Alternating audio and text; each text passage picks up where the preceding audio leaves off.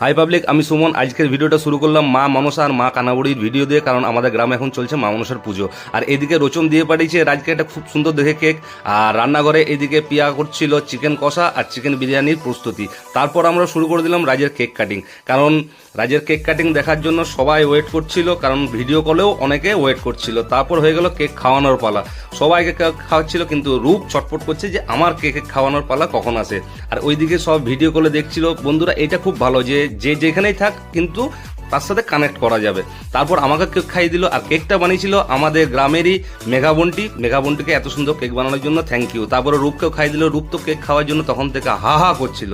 আর কি করব বন্ধুরা, তারপরে চলে গেলাম আমি রান্নাঘরে। আর রান্নাঘরে দেখি যে গরম গরম বিরিয়ানি রেডি। ওয়াও, কি সেন্ট আর কি সুন্দর খেতে হয়েছে। তারপর সবাই মিলে আমরা খেতে বসে গেলাম। বিরিয়ানি তো অসাধারণ হয়েছিল। তাই মাকে জিজ্ঞেস করলাম, মা বললো ভালো। রূপ তো বলেই আছে ভালো, সবারই ভালো লাগলো। আর ভিডিওটা যদি